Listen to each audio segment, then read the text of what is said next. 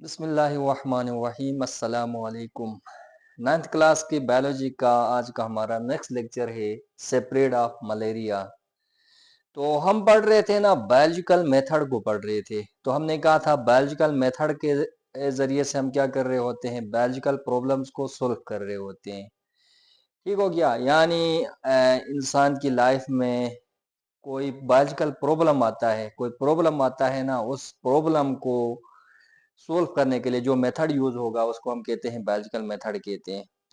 तो हमारे पास दो प्रॉब्लम्स आपकी 9th क्लास की बुक के अंदर उसने एज एन एग्जांपल दिए हैं। एक उसने काज ऑफ मलेरिया दिया है as example of biological problem, और दूसरा उसने सेपरेट ऑफ मलेरिया उसने आपकी बुक के अंदर मेंशन किया हुआ है as a example of biological problem. तो आज का हमारा टॉपिक है सेपरेट ऑफ मलेरिया। यानी सेपरेट ऑफ मलेरिया क्या है, हमारे पास एक बायोलॉजिकल प्रॉब्लम है। इस बायोलॉजिकल प्रॉब्लम को आज की क्लास में हमने क्या करना है, बायोलॉजिकल मेथड की स्टेप्स को यूज करके इस बायोलॉजिकल प्रॉब्लम को सोल्व करना है।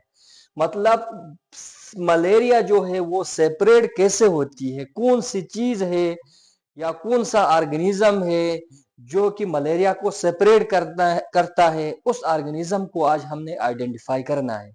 तो separate of malaria as an example of biological method, यानी हम बायोलॉजिकल प्रॉब्लम की एग्जांपल ले रहे हैं सेपरेट ऑफ मलेरिया को। इस बायोलॉजिकल प्रॉब्लम को हमने क्या करना है, बायोलॉजिकल मेथड की स्टेप्स को यूज करके इस प्रॉब्लम को हमने सोल्व करना है आज की क्लास में। तो ये इसकी हिस्ट्री ये है ना, मलेरिया जैसे कि आपको पता भी होगा, मलेरिया के अंदर दो वर्ड्स हैं, एक है हमारे पास माला, एक है एरिया। माला कहते हैं ना, बेड को कहते हैं। माला मींस बेड होता है, एरिया मींस होता है एयर। ठीक है, माला means bed, aria means air, यानी बेड एयर। शुरू में लोगों का ये कॉन्सेप्ट था ना, मलेरिया जो होती है वो बेड एयर को यानी पोल्यूटेड एयर को इनहेल करने की वजह से काज होती है। तो उसी की बेस पे शुरू के साइंटिस्ट थे या बायोलॉजिस्ट थे, उस बेस पे इस मलेरिया का नाम रखा था। यानी बेड एयर को इनहेल करने की वजह से मलेरिया होती है, लेकिन ऐसा है नहीं। ये होती किस वजह से, प्लाज्मोडियम की वजह से काज होती है। तो आज हम यूज करते हैं जी बायोलॉजिकल मेथड की स्टेप्स को। किस लिए यूज करते हैं, इस सेपरेट ऑफ मलेरिया जो हमारे पास बायोलॉजिकल प्रॉब्लम है इसको हल करने के लिए। तो हमारे पास पहले ही हम पढ़ चुके हैं कि हमारे पास बायोलॉजिकल मेथड की 6 स्टेप्स हैं। उनमें से पहला स्टेप है हमारे पास जिसको यूज करके हम इस बायोलॉजिकल प्रॉब्लम को सोल्व करेंगे, वो है रिकॉग्निशन ऑफ बायोलॉजिकल प्रॉब्लम।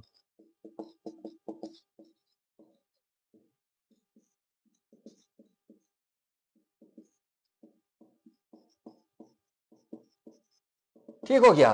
तो ये तो आपको पहले से ही पता है कि बायोलॉजिकल मेथड के पहले स्टेप का नाम है रिकॉग्निशन ऑफ बायोलॉजिकल प्रॉब्लम। पहले स्टेप पे क्या किया जाता है बायोलॉजिकल मेथड के, उसमें जो बायोलॉजिकल प्रॉब्लम होता है उसको रिकॉग्नाइज किया जाता है, पहचाना जाता है, जाना जाता है। तो यहाँ पे अब हमारे पास बायोलॉजिकल प्रॉब्लम क्या है, सेपरेट ऑफ मलेरिया है। तो यहाँ पर आज हमने पहले स्टेप पे मलेरिया को जानेंगे, पहचानेंगे, रिकॉग्नाइज करेंगे। तो आपने सेम वही पॉइंट्स लिखना है जो कि आपने काजेस ऑफ मलेरिया में बताया था। मतलब यहाँ पे भी क्या बताओगे, अगर आपने नोट्स लिखने हो ना, आप बताओगे मलेरिया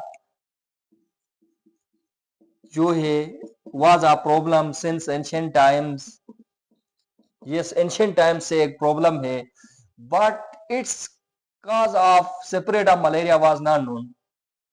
ठीक है, लेकिन ये जो सेपरेट जो होती है ना, किस वजह से होती है वो किसी को भी नहीं पता था।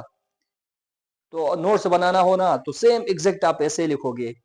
नंबर 1 हमारे पास जो स्टेप है वो है जी रिकॉग्निशन ऑफ बायोलॉजिकल प्रॉब्लम। वो लिखोगे आगे, मलेरिया वाज अ प्रॉब्लम या malaria was a biological problem since ancient times, but it's cause of separate of malaria was not known. लेकिन ये सेपरेट किस वजह से होती है ये किसी को भी नहीं पता था। ये मैंने जो सेंटेंस बताया है सेम एग्जैक्ट आप ऐसे ही लिखोगे तो आपके नोट्स बन जाएंगे।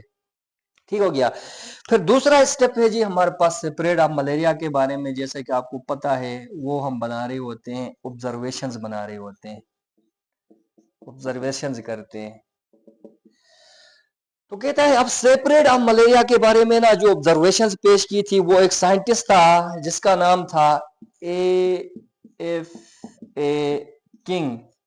इस एफ ए किंग ने ना क्या किया था, सेपरेट ऑफ मलेरिया के बारे में इसने 20 डिफरेंट ऑब्जर्वेशंस पेश की थी।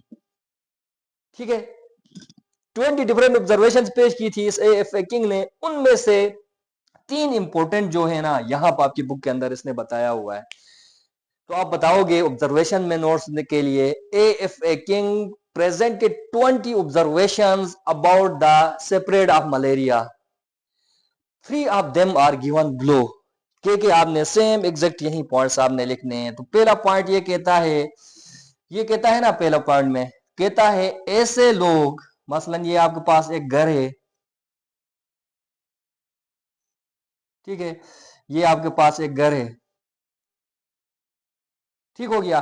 तो कहता है ऐसे लोग जो इंडोर सोते हैं, मतलब इस घर के अंदर सोते हैं, उनको मलेरिया के चांसेस कम होते हैं उन लोगों के मुकाबले में जो इस घर के बाहर सोते हैं। ठीक है, तो पहला पॉइंट क्या बताना आपने, ऐसे अफराद, ऐसे लोग जो घर के अंदर सोते हैं उनको मलेरिया के चांसेस कम होते हैं उन लोगों के मुकाबले में जो इस घर से बाहर सोते हैं, मतलब अपने सहन में सोते हैं या छत पे जाकर सोते हैं, उनके मुकाबले में घर के अंदर सोने वाले लोगों को मलेरिया के चांसेस कम होते हैं। ठीक है, तो आपने बताना है people who slept indoors were less likely to get malaria than the people who slept outdoors. Same आपने यही पॉइंट बताना है। तो एक ऑब्जर्वेशन एएफए किंग ने ये बताई थी कि वो लोग जो घरों के अंदर सोते हैं उनको मलेरिया के चांसेस कम होते हैं उन लोगों के मुकाबले में जो घरों के बाहर सोते हैं। ठीक हो गया, तो ये पहली ऑब्जर्वेशन उसने बताई थी। सेकंड ऑब्जर्वेशन में ये कहता है, मसलन ये एक बंदा है जो क्या करता है, सोने के लिए मच्छरदानी को यूज करता है, फाइन नेट्स को यूज करता है, और ये एक बंदा है ये ऐसे खुली जगह पे सोता है, मतलब ये मच्छरदानी को नहीं यूज कर रहा।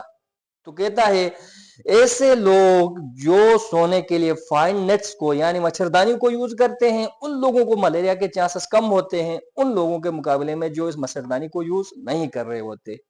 तो ये दूसरा ऑब्जर्वेशन था, people who use fine nets to sleep were less likely to get malaria than people who do not use these fine nets. ठीक हो गया, ऐसे लोग जो मच्छरदानी को यूज करते हैं सोने के लिए उनको मलेरिया के चांसेस कम होते हैं उन लोगों के मुकाबले में जो उनको नहीं यूज कर रहे होते। तो तीसरा ऑब्जर्वेशन कहता है ऐसे लोग जो स्मोकी फायर के नजदीक सोते हैं, स्मोकी एयर के नजदीक सोते हैं, या स्मोकी फायर का मतलब आपने आग जलाई हुई है और उससे धुआं निकल रहा है, तो जो स्मोकी फायर के नजदीक सोने वाले जो लोग होते हैं ना उनको मलेरिया बिल्कुल भी नहीं होती। तो ये 3 इंपॉर्टेंट ऑब्जर्वेशंस इस एएफए किंग ने प्रेजेंट की थी। तो ये आपके फेडरल बोर्ड या केआईयू का बोर्ड जो है ना, वहां पे ये वाला क्वेश्चन अक्सर हर दूसरे तीसरे साल रिपीट होता है बोर्ड के पेपर में। वो ऐसे ही बता रहा होता है, right any 3 observations of AFA king about the separate of malaria. Separate of malaria के बारे में आपने एएफए किंग के कोई से 3 ऑब्जर्वेशन आप मेंशन करें। तो आपने बताना है ऐसे लोग जो घरों के अंदर सोते हैं उनको मलेरिया के चांसेस कम होते हैं उन लोगों के मुकाबले में जो घरों के बाहर सोते हैं। दूसरा बताओगे ऐसे लोग जो सोने के लिए मच्छरदानी यूज करते हैं उनको मलेरिया के चांसेस कम होते हैं उन लोगों के मुकाबले में जो इसको यूज नहीं करते।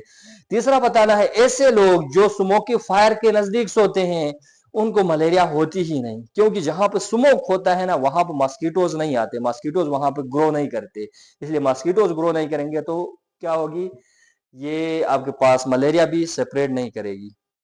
ठीक है, ये आपके पास दूसरा क्या था, स्टेप था बायोलॉजिकल मेथड का।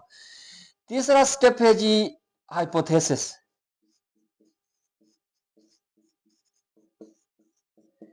हाइपोथेसिस क्या बनाया, इसी एफए किंग ने ही प्रेजेंट की है about the separate of malaria, जो हाइपोथेसिस है। तो ये कहता है एफए किंग ने कौन सी हाइपोथेसिस बनाई थी, ये कहता है क्योंकि मॉस्किटो जो होता है ये क्या करता है, ट्रांसमिट्स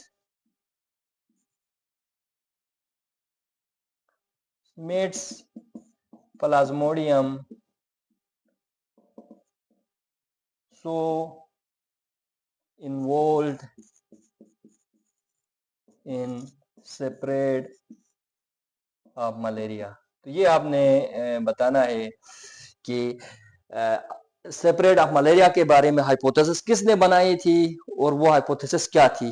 तो आप बताओगे A.F. King presented following hypothesis about the spread of malaria. वो हाइपोथेसिस क्या थी?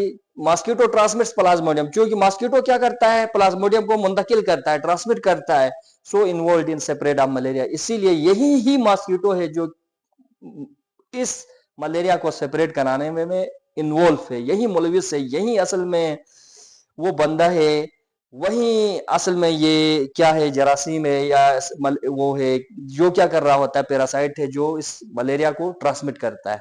तो आपने हाइपोथेसिस में ऐसे बताना है ना। Third step of biological method about separate of malaria. तो हाइपोथेसिस में आप बताओगे A faking following hypothesis about the spread of malaria. Mosquito transmits plasmodium so involved in spread of malaria.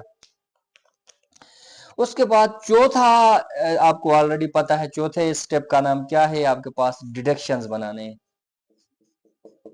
Deduction बनाना है। डिडक्शन आपको पता है इफ एंड देन लॉजिक बताना है। इफ करके यही आपने सेम हाइपोथेसिस जो बनाई है उसी को राइट करना है, करने के बाद देन आपने आगे लॉजिक बताना है। तो यहां पर डिडक्शन क्या बनाओगे आप? कहता है if mosquito transmits plasmodium so involve in spread of malaria. ठीक है, ये so involve in spread of malaria के बाद लिखोगे then plasmodium must be present in mosquito's blood. ठीक है, ये सारी चीजें आपने लिखना है। तो कहता है डिडक्शन क्या बनाओगे about the spread of malaria?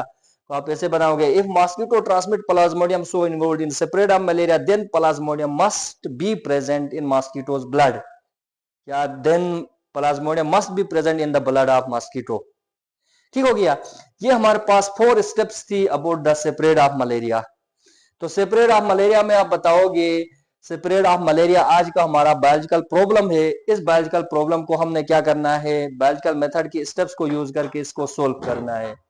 तो पहला स्टेप है हमारे पास बायोलॉजिकल मेथड का, वो है रिकॉग्निशन ऑफ बायोलॉजिकल प्रॉब्लम। यहाँ पर आप बताओगे मलेरिया जो है एंशिएंट टाइम से एक प्रॉब्लम है, लेकिन ये स्प्रेड किस वजह से होता है ये किसी को भी नहीं पता था। दूसरा बताना है ऑब्जर्वेशन में। A.F. किंग ने 20 ऑब्जर्वेशन पेश की थी, उनमें से 3 ऑब्जर्वेशन इसके मेन अहम 3 ऑब्जर्वेशन यहाँ पे दिए हुए हैं। वो लोग जो घरों के अंदर सोते हैं उनको मलेरिया के चांसेस कम होते हैं उन लोगों के मुकाबले में जो घरों के बाहर सोते हैं। ऐसे लोग जो मच्छरदानी को यूज करते हैं उनको मलेरिया के चांसेस कम होते हैं उन लोगों के मुकाबले में जो उसको नहीं यूज करते।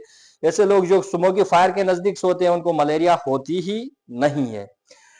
थर्ड स्टेप है हाइपोथेसिस। हाइपोथेसिस में आपने बताना है मॉस्किटो जो कि प्लाज्मोडियम को ट्रांसमिट करता है, इसीलिए यही क्या है इन्वॉल्व है मलेरिया को सेपरेट कराने में। डायरेक्शन बताओगे if mosquito transmit plasmodium so involve in spread of malaria then plasmodium must be present in blood of mosquito. ठीक हो गया। ये था हमारा आज का लेक्चर। इंशाल्लाह आप लोगों को समझ आ गया होगा। नेक्स्ट 2 इसके स्टेप्स हम इंशाल्लाह अगली क्लास में पढ़ते हैं। तब तक के लिए अल्लाह हाफिज।